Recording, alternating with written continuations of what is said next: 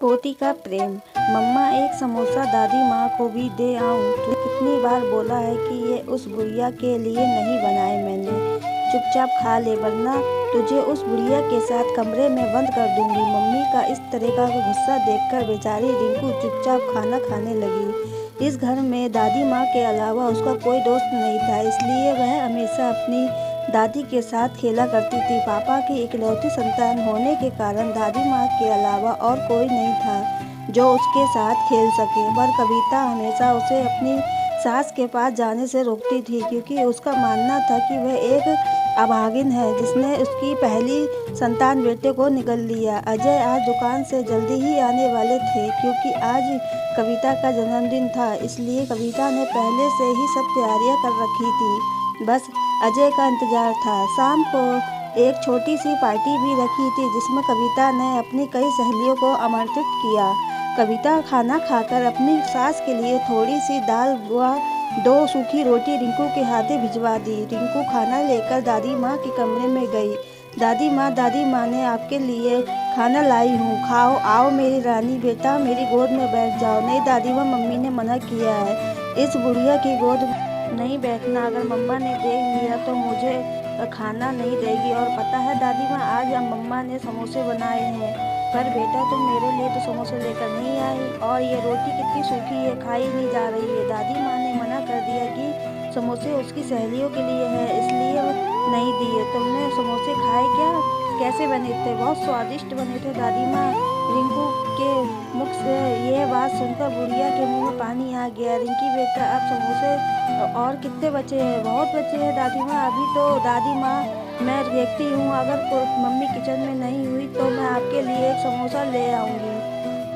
रिंकू बाहर निकलकर देखती है कि मम्मी तो अभी टीवी देखने में बिजी है। चुपके से किचन में घुस जाती है और धीरे से कहार से एक समोसा लेकर अपने नन्हे हाथों में छुपाए अपनी दादी को लाकर देती है। बुढ़िया जैसे ही रिंकू के हाथों में समोसा देखती है तो वह बहुत खुश हो जाती है और जल्दी जल्दी खाने लगती है। रिंकू जब ये सब देखती है तो उसे बहुत आश्चर्य होता है कि दादी माँ धीरे खाओ नहीं तो गले में अटक जाएगा। बुढ़िया थोड़ी ही देर में समोसा चट कर जाती है। वास्तव में समोसे तो बहुत स्वादिष्ट है बेटा, चुपके से एक और ले आओ, और खाने का मन कर रहा है। अभी नहीं दादी, मम्मी देख लेगी तो तुम्हें बहुत मारेगी और मुझे भी। अब मैं नहीं जाऊंगी दादी माँ। उसे पता था कि अगर मम्मी ने देख लिया तो उस दिन की तरह दादी को कई दिनों तक भूखा ही रहना पड़ेगा।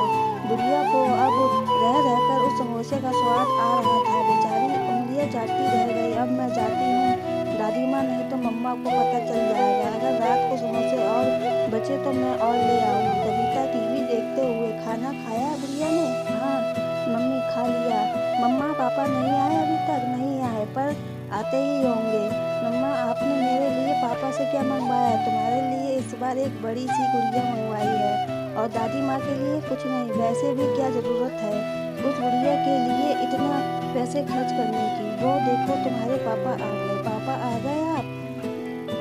अजय ने रिंकू को गोद में उठाते हुए, पता है हम तुम्हारे लिए क्या लेकर आए हैं गुड़िया?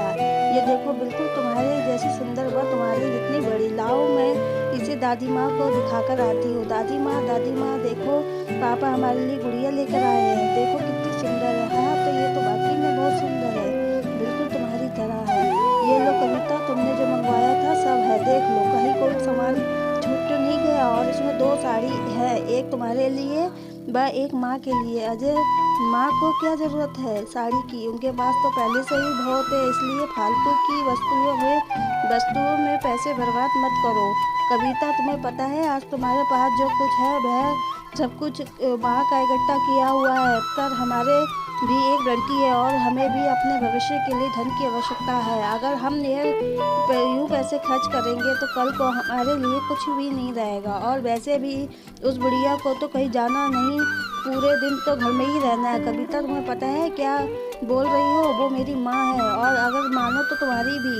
वो मेरी माँ नहीं हो सकती, वह अभागन है, मेरे बेटे को निगल गई। खबरदार कविता, अगर और एक शब्द मेरी माँ के विषय में बोला तो मुझसे बुरा कोई नहीं होगा। मेरा भी फैसला सुन दो। अजय, तुम आज से इस घर में या तो बुढ़िया रहेगी या मैं। तुम जा सकते हो, मैं तुम्हारे लिए अपनी माँ को नहीं खो सकता। मैं भी नहीं रहना चाहती थी इस घर में। अब आओ रिंकू चलते हैं, हम कभी वापस नहीं आएंगे अब इस घर में। नहीं मम्मा, मुझे नहीं जाना आपके साथ, मुझे दादी माँ के पास ही रहना है। तू भी इस बुढ़िया के साथ रहकर उसकी भाषा बोलने लगी तो ठीक है, आज शाम को मेरी याद आएगी तब देखना। मम्मा आप मत जाओ प्लीज़, मैं किसके साथ सोऊंगी फिर? अपने पापा के साथ सोना, मैं जा रही हूँ अब। पापा रोको मम्मी को, नहीं तो वो चली जाएगी। नहीं बेटा, उसे जाने दो, अगर चाहो तो तुम भी जा सकती हो। नहीं, मैं दादी माँ को छोड़कर नहीं जाऊँगी। कविता गुस्से में घर से निकल जाती है और अपने मायके चली जाती है। कविता को गए आज 2 दिन हो गए। दादी माँ को जब से पता चला तो उन्होंने 2 दिन से खाना पीना छोड़ दिया। कविता हमेशा उसे बुरा भला कहती, यहाँ तक कि खाने भी ढंग से नहीं देती। फिर भी उसकी सास उसकी इतनी ज़्यादा फिक्र किया करती थी। उसे बहुत बुरा लगा और वह कविता के घर से जाने का सबसे बड़ा कारण अपने को मान रही थी। अजय भी कविता के जाने से बहुत दुखी था, भी समझ नहीं आ रहा था कि वह क्या करे। उसने कई बार कविता को फ़ोन ट्राई किया पर उसने नहीं उठाया। आज बालकनी से आज अकेला बैठा सोच रहा था कि आखिर कविता ऐसा कैसे कर सकती है। उसने तो शायद जीने मरने का वादा किया था। उसने कुछ सोचते हुए अजय अपने अतीत के आगोश में खो गया। उसे अपने वो कॉलेज वाले दिन याद आने लगे जब कविता उसे पहली बार मिली थी। कितनी अनजान व कितना अजनबी थी वो। भोला मुख, हिरनी सी आंखें, वो यूँ शांत स्वभाव, हमेशा दूसरों के लिए जीने वाली। पहली ही बार में अजय उसने इस तरह से खो गया कि उसके सबके सामने उसे प्रपोज कर दिया और कविता भी उसके लिए एक साहस को देखकर उसे ना नहीं बोल सकी।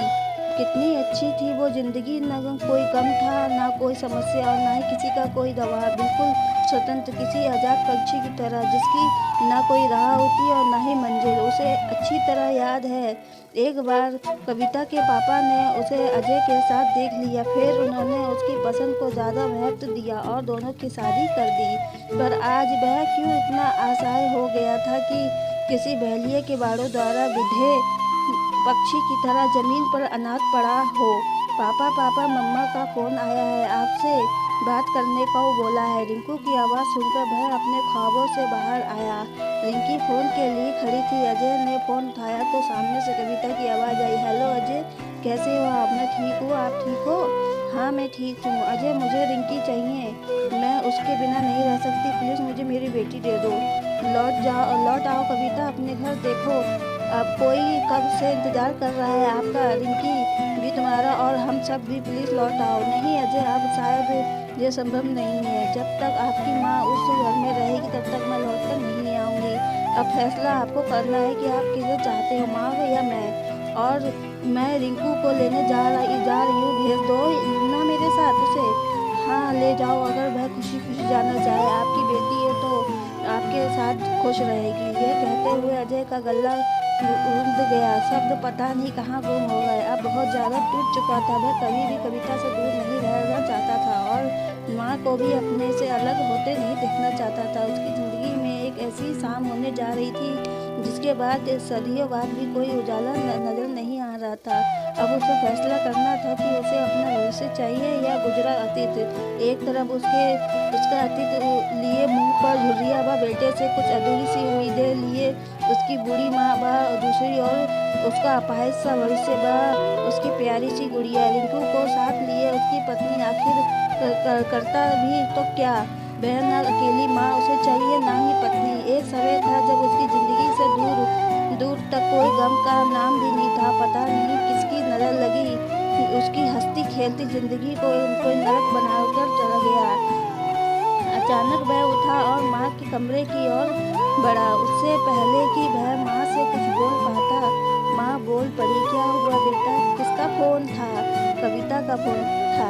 क्या वो आप वापस आ रही है? हाँ माँ वापस आ रही है, पर रहने के लिए नहीं, हमेशा के लिए हमसे दूर होने व रिंकू को ले जाने के लिए। अजय ने कविता के साथ हुई सारी बातें माँ को बता दी। बेचारी बुढ़िया, जिसने कभी सोचा भी नहीं था कि बात यहाँ तक बढ़ जाएगी, उसे वृद्धाश्रम जाने तक की नौबत आ गई। अजय की बात सुनकर बेचारी कुछ देर खामोश हो गई। अंत में फैसला किया कि वह वृद्धाश्रम चली जाएगी और कभी भी अजय व कविता को अलग नहीं होने देगी। माँ के मुंह से ऐसी बात सुनकर अजय हक्का बक्का रह गया। ये क्या कह रही हो माँ? तुम अपना स्वयं का घर छोड़कर वृद्धाश्रम में जाओगे और एक अनाथ की ज़िंदगी जियोगे। मैं ये कभी नहीं होने दूँगा। क्या आप कविता के लिए अपना घर छोड़कर जाओगे?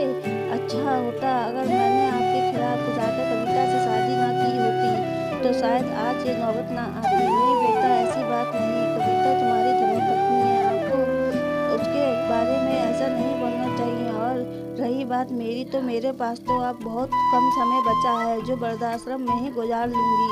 पर अभी आपकी पूरी ज़िंदगी शेष है। मेरे जाने के बाद कविता ही एकमात्र सहारा होगी आपका। और वैसे भी कौन सा दुनिया छोड़कर जा रही हूँ। जब कभी भी याद आए तो मेरे से मिलने चले आना। वहाँ पर सुविधा भी होगी, नर्स डॉक्टर, आपको कोई परेशानी नहीं होगी और ना ही कविता को। माँ के बहुत ज़्यादा समझाने पर अजय मान गया और माँ को वृद्धाश्रम छोड़ने के लिए तैयार हो गया। दूसरे दिन माँ का सारा सामान पैक कर अजय माँ को ना चाहते हुए भी उनकी जिद के कारण वृद्धाश्रम छोड़ आया। कविता को जब ये पता चला तो वह बहुत खुश हुई कि अब उसे घर में कोई समस्या नहीं होगी और वह अपने ससुराल वापस लौट आई। पर अब अजय में वो पहले वाली बात नहीं रह गई थी। अब अजय पहले जैसा बिल्कुल नहीं था। वह बहुत ज़्यादा उदास रहने लगा और बहुत ज़्यादा समय वह मौन ही रहा करता था। कविता जिस खुशी की तलाशा में यहाँ आई थी, वह उसे अब यहाँ बिल्कुल नजर नहीं आ रही थी। अजय हमेशा सुबह माँ से मिलने आया करता था। वह जब भी उस वृद्धाश्रम से गुजरता था, माँ से मिलकर ही आ जाता था। वृद्धाश्रम आने के बाद अजय की माँ अचानक बीमार रहने लगी। डॉक्टर नर्स सब बहुत परेशान हो गए, लेकिन अजय की माँ के कहने पर किसी ने भी अजय से इस बारे में बात नहीं की, क्योंकि अजय की माँ चाहती थी कि वह हमेशा खुश रहे। जब कई दिनों तक बाद भी तबीयत में सुधार नहीं हुआ तो डॉक्टर ने उन्हें एक बड़े हॉस्पिटल में चेकअप के लिए भेजा। जब रिपोर्ट आई तो पता चला उन्हें कैंसर है और ये बीमारी लगभग 2 वर्ष से है। जब भी माँ से मिलने आता तो कविता को बहुत बुरा लगता। वह हमेशा उन्हें वहाँ जाने रोका करती थी। वह कभी कभी रिंकू को भी साथ ले जाया करता था, जिससे कविता और ज़्यादा बिगड़ जाती। जब अजय भी काम के दबाव के कारण कई दिनों बाद ही वहाँ जाया करता था, पर उसे यह पता नहीं था कि उन्हें कैंसर है। अब उनकी तबीयत और बिगड़ने लगी। एक बार अजय कहीं जा रहा था, इसलिए उसने सोचा कि माँ से मिलकर चलते हैं। और जैसे ही वह अंदर गया तो उसे माँ कहीं भी नजर नहीं दिखाई दी। जब आसपास पूछा तो पता चला कि उनकी तबीयत बहुत खराब है और वह अस्पताल में भर्ती है। जब वह हॉस्पिटल पहुंचा तो पाया कि माँ की तबीयत बहुत ज़्यादा खराब थी। दवा के नशे में वह अजय को भी नहीं पहचान रही थी। डॉक्टर ने बताया कि जब उनकी ज़िंदगी के बहुत कम दिन बचे हैं। डॉक्टर ने अजय को उसकी माँ की बीमारी के बारे में भी बता दिया। अचानक डॉक्टर के मुंह से ऐसी बात सुनकर जैसे उसे बहुत गहरा धक्का लगा। उसने कभी सोचा भी नहीं था कि ज़िंदगी में कभी ऐसा दिन भी आएगा जो उसे माँ से हमेशा के लिए अलग होना पड़ेगा।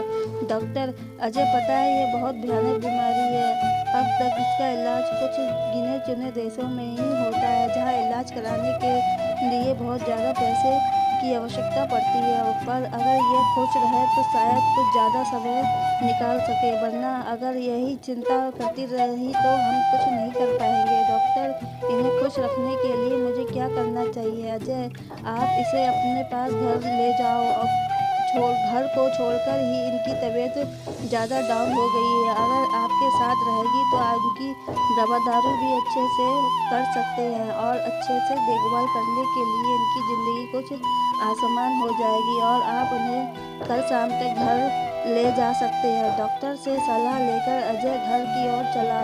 अब उसे एक इंसान दिखाई दे रहा था, वो थी कविता। उसे मानना शायद उसके बस की बात नहीं थी। उसे अच्छी तरह पता था कि वह उसके लिए कभी नहीं मानेगी, पर अगर माँ को घर नहीं लाया गया तो बहुत बड़ी अनहोनी हो जाएगी। जब अजय घर पहुंचा तो रिंकी भागकर उसकी गोद में चढ़ गई। पापा पापा, आप दादी के पास गए थे क्या? कैसी है वो? मेरी याद आती है। हाँ बेटा, आपको बहुत याद कर रही थी और कल हम उसे फिर से घर ले आएंगे।